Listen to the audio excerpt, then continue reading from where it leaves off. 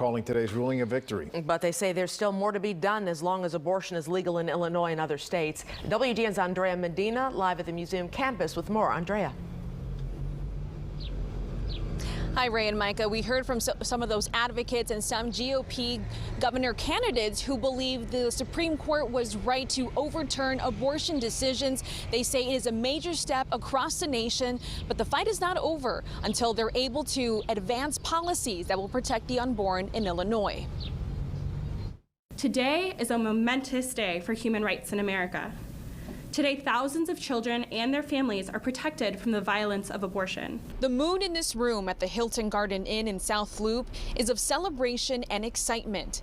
On Friday afternoon, anti-abortion advocates united just hours after the Supreme Court overturned Roe v. Wade. Abortion terminates the life of a precious human in the womb. Christ Church, we as a Lutheran Church Missouri Synod stand with other Christians speaking up for the sanctity of life, all life, precious and valuable. When I started in the pro-life movement 35 years ago, this is a day that we didn't think that we would see in our lifetime. But overturning Roe isn't the final goal of these advocates. They say their focus now turns to saving Midwestern lives, as Governor J.B. Pritzker vowed to continue to protecting women's reproductive rights in Illinois.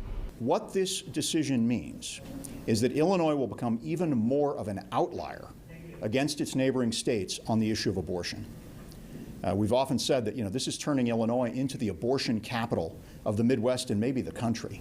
That idea doesn't sit well for several GOP governor hopefuls. And J.B. Pritzker, they have someone who wants to make Illinois the abortion destination capital of the Midwest, paid for by your tax dollars, versus me, who wants to be the most pro-life governor in the history of the state of Illinois. Other candidates also shared their disapproval of Governor Pritzker's agenda.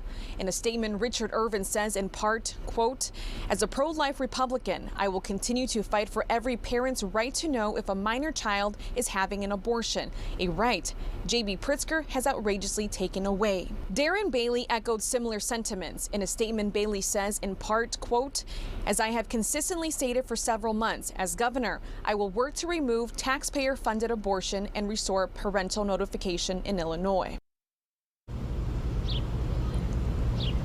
And advocates with the Illinois Right to Life organization plan to target a handful of campaigns after the primary election to inform women how dangerous these abortion laws are here in Illinois.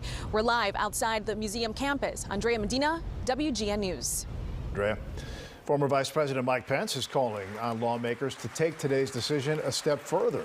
In an interview with Breitbart News, Pence called for a nationwide outright ban on abortion.